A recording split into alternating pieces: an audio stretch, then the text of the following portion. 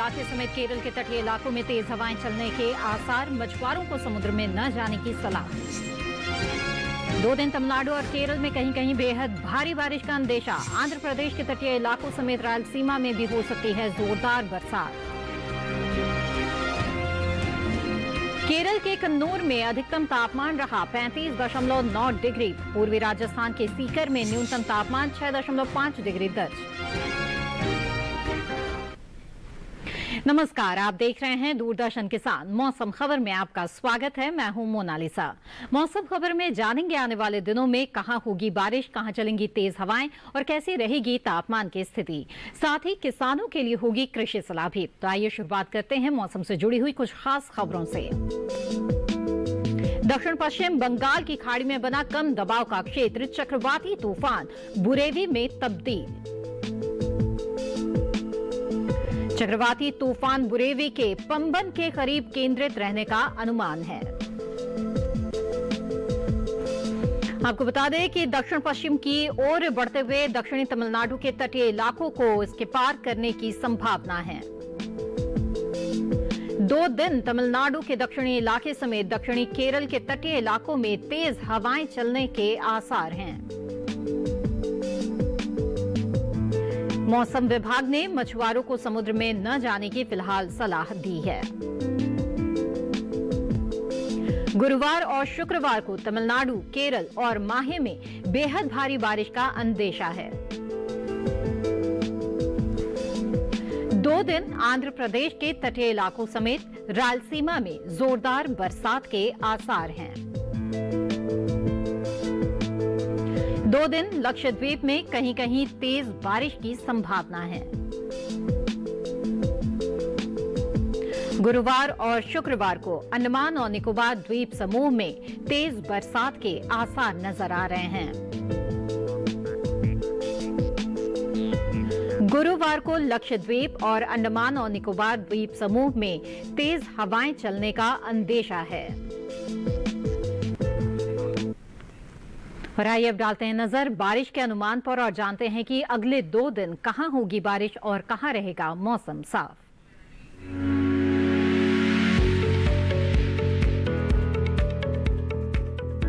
मौसम के हाल में सबसे पहले बात करते हैं उत्तर भारत के पहाड़ी इलाकों की। शुक्रवार को जम्मू कश्मीर और लद्दाख में कुछ जगह बारिश के आसार हैं। वहीं अगले 2 दिन हिमाचल प्रदेश और उत्तराखंड में बारिश की संभावना नहीं है।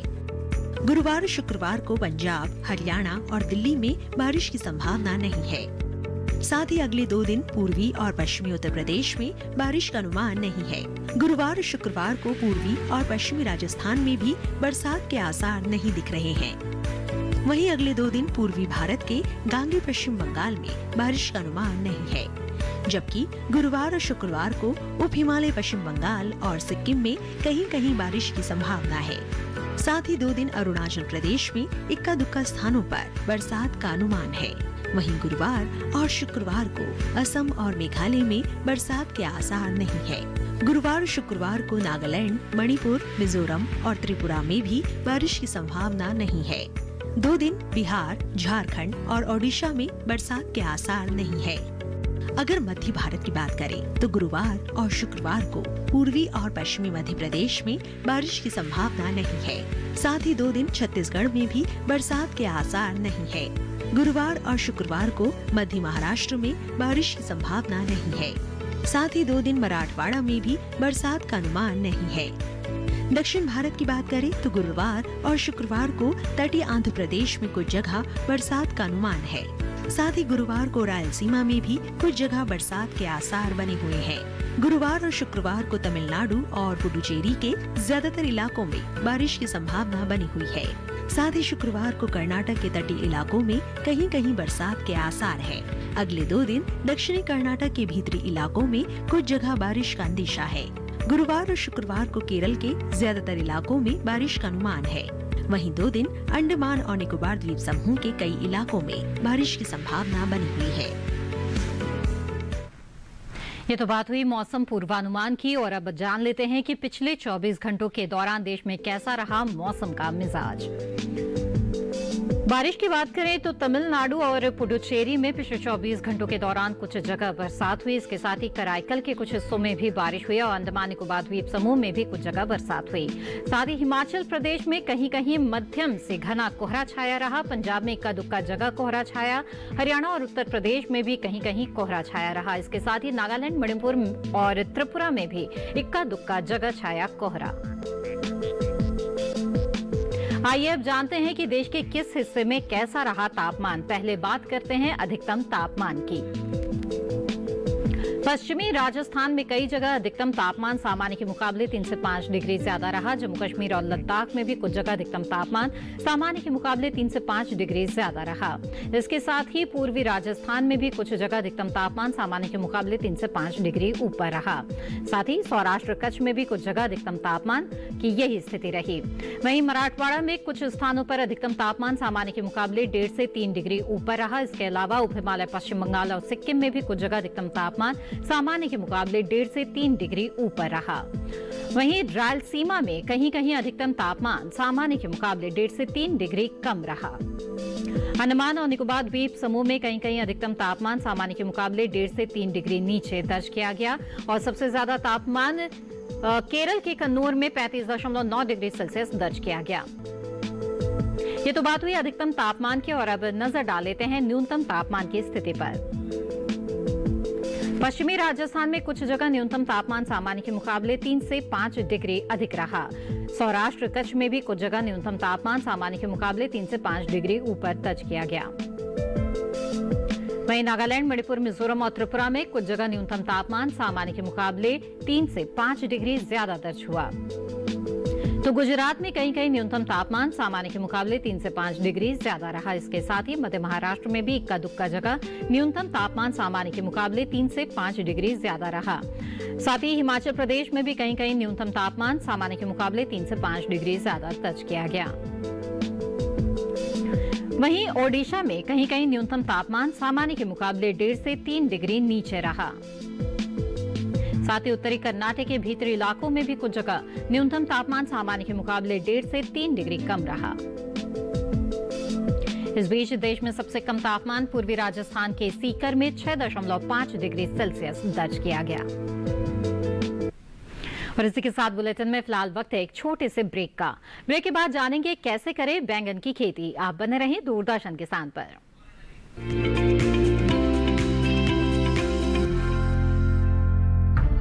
विपदा कोई भी हो, पर किसान है सुरक्षित। एआईसी है ना। भारत सरकार द्वारा स्थापित फसल बीमा विशेषज्ञ कंपनी।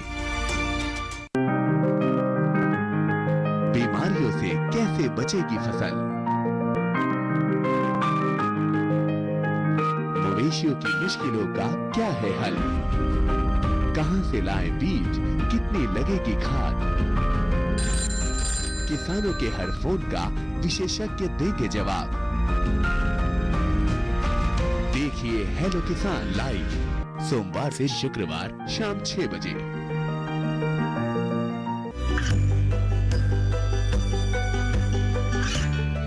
गांवों और पिछड़े क्षेत्रों में सरकारी योजनाओं की जानकारी पहुंचा। देश में कौशल और क्षमता विकास कर ग्रामीणों को सामाजिक बदलाव और विकास से जोड़ने की दूरदर्शन किसान की पहल चौपाल चर्चा देखें सोमवार से शुक्रवार सुबह 9 बजे।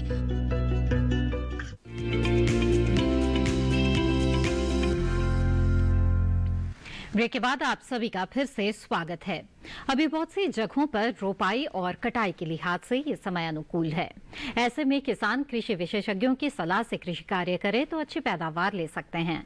फिलहाल जम्मू कश्मीर और उत्तराखंड के किसानों के लिए क्या है विशेषज्ञों की सलाह, आइए देखते हैं इस खास रिपोर्ट में।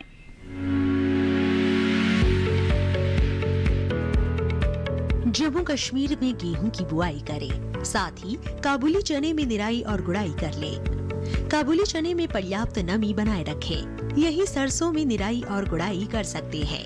इसी तरह मेथी, धनिया और पालक में गुड़ाई करते रहें। इसके अलावा सेब की तुड़ाई करें। वहीं बागों में पानी की निकासी का प्रबंध कर सकते हैं। बात अगर रुपाई की करें तो प्याज और लहसुन की रुपाई कर ले। किसान गोभी की रुपाई कर ले। अभी मटर की बुआई के लिए उपयुक्त समय है। जम्मू कश्मीर में केसर के खेत में जल निकासी की व्यवस्था करें। यहाँ पर मशरूम की तुड़ाई कर सकते हैं। इस समय सब्जियों में कीट लगने का अंदेशा है। ऐसे में कृषि विशेषज्ञों की सलाह से सब्जियों में कीटनाशक छिड़के। उत्तराखंड में गेहूं की बुआई कर ले। किसान मटर के खेत में निराई और गुड़ाई कर सकते हैं। इसी तरह लहसुन में भी निराई और गुड़ाई करते रहे। साथ ही प्याज की रुपाई कर ले। यहाँ मसूर की बुआई करें। इसके अलावा आलू के खेत में मिट्टी में उचित नमी बनाए रखें। अभी गन्ने की कटाई कर सकते हैं। वहीं पर मूली की बुआई के लिए सही समय है। मूली की बुआई के लिए पहले खेत में गोबर की खाद डालें, साथ ही गाजर के खेत से खरपतवार निकाल लें। इस समय धान की कटाई कर सकते हैं। किसान सरसों के खेत से घास फूस निकालें। उत्तराखंड में सरसों में कीटों के लगने की संभावना है।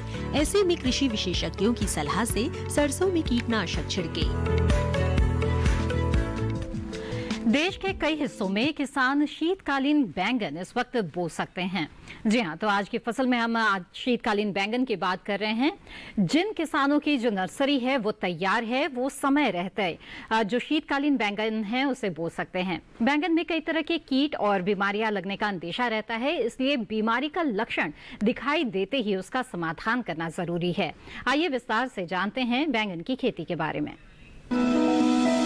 वैसे तो बरसात की जलवायु बैंगन के लिए सबसे उपयुक्त है, लेकिन शीतकालीन और ग्रीष्मकालीन बैंगन भी उगाए जाते हैं। अच्छी बात यह है कि बैंगन की खेती हर तरह की उपजाऊ मिट्टी में की जा सकती है। फिर भी दोमट मिट्टी इसके लिए सबसे बेहतर मानी जाती है। बैंगन की रोपाई करने से पहले खेतों को अच्छी तरह तैयार कर लें। रोपाई करते समय पौध से पौध की दूरी 60 सेंटीमीटर और कतार से कतार की दूरी 60 से 75 सेंटीमीटर रखें। किस्म का चुनाव करते समय सावधानी बरतने की जरूरत है। किसान अपने इलाके और जलवायु के हिसाब से ही किस्म का चुनाव करें। खेत तैयार करते समय 200 से 250 क्विंटल गोबर की खाद या कंपोस्ट खाद प्रति हेक्टेयर की दर से डालें। साथ ही 100 किलोग्राम नाइट्रोजन, 80 किलो फास्फोरस और 80 किलो पोटाश दें। फल आना शुरू हो तब भी उर्वरकों की कुछ मात्रा डाल दें। जहां तक सिंचाई की बात है तो इसमें जरूरत के हिसाब से पानी दिया जाता है। सर्दियों के बाद चूंकि ज्यादा पानी की जरूरत होती है, इसलिए आगे चलकर नियमित अंतराल पर इसकी सिंचाई करनी होगी। खरपतवार नियंत्रण के लिए विशेषज्ञों की सलाह पर उचित दवाओं का छिड़काव करें। बैंगन की फसल में तना और फल भेदक कीटों का खतरा रहता है। इससे बचाव के लिए किसान दवा का छिड़काव विशेषज्ञों की सलाह से मौसम साफ रहने पर ही करें। आइए अब आगे बढ़ते हैं और जान लेते हैं कि मौसम के अनुसार खेती किसानी की किन बातों का इस वक्त बिहार के किसान ध्यान रखें। बिहार में धान की तैयार फसलों की कटाई कर लें।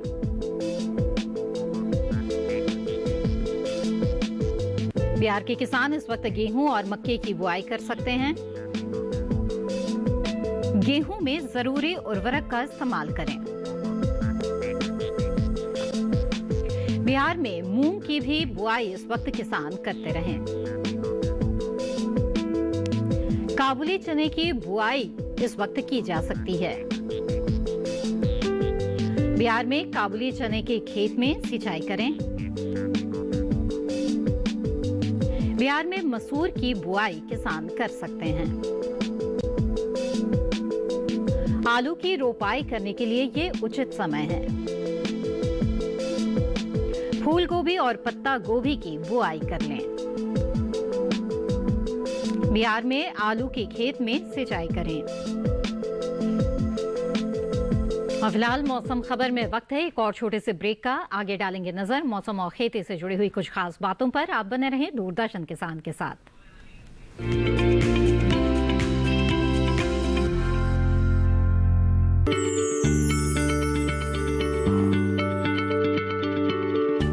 क्या आप किसी बीमारी से परेशान हैं? चाहते हैं डॉक्टर की सलाह? तो हम हैं आपके साथ, बताएंगे आपको जीने की राह। समस्याएं आपकी, समाधान देश के मशहूर विशेषज्ञों के। घर बैठे बात करें देश के जाने माने डॉक्टरों से। हमारे लाइव प्रोग्राम स्वस्थ किसान में हर शनिवार शाम 6 बजे से 7 बजे तक। ये कामयाबी है अन्नदाता की।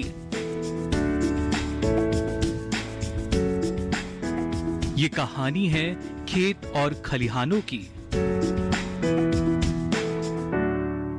कैसे करें अपने पशुओं की देखभाल, जानिए गांव-गांव के किसानों का हाल। देखिए गांव किसान, सोमवार से शुक्रवार दोपहर 12 बजे सिर्फ डीडी किसान पर।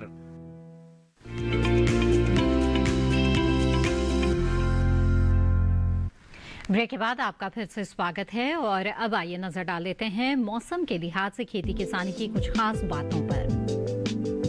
झारखंड में गेहूं की बुआई करें। अभी गेहूं में कीटों के लगने की आशंका है और इन आशंकाओं को देखते हुए कृषि विशेषज्ञों की सलाह से गेहूं में कीटनाशक का छिड़काव करें। अरहर में कीटों से बचाव के लिए कीटनाशक छिड़कें। झारखंड में राई और कपास बोएं। झारखंड में मसूर और मूंग की भी बुआई करते रहें। पत्ता गोभी और फूल गोभी की बुआई कर लें। झारखंड में आलू की फसल में निराई गुड़ाई करें। झारखंड में आलू की रोपाई किसान इस वक्त कर सकते हैं। प्याज, गाजर और मूली की बुआई करें। और अब बुलेटिन में नजर डालते हैं मौसम की कुछ अहम झलकियों पर। दक्षिण पश्चिम बंगाल की खाड़ी में बना कम दबाव का क्षेत्र चक्रवाती तूफान बुरेवी में तब्दील। चक्रवाती तूफान बुरेवी के पंबन के करीब केंद्रित रहने का अनुमान है। इसके दक्षिण पश्चिम की ओर बढ़ते हुए दक्षिणी तमिलनाडु के तटीय इलाकों को पार करने की संभावना है।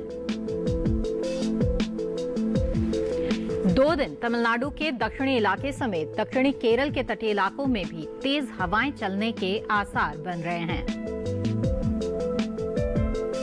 मौसम विभाग ने इन परिस्थितियों को देखते हुए मछुआरों को समुद्र में न जाने की सलाह दी है।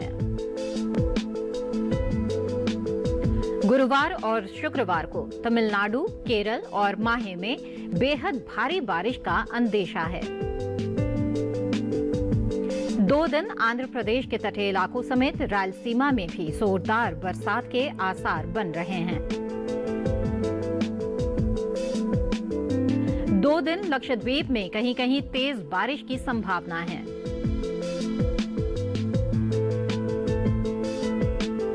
गुरुवार और शुक्रवार को अंडमान और निकोबार द्वीप समूह में भी तेज बरसात हो सकती है। गुरुवार को लक्षद्वीप और अंडमान और निकोबार द्वीप समूह में तेज हवाएं चलने का अंदेशा है। और अब चलते चलते एक नजर डाल लेते हैं अगले 4 दिनों के लिए 9 शहरों के तापमान पर।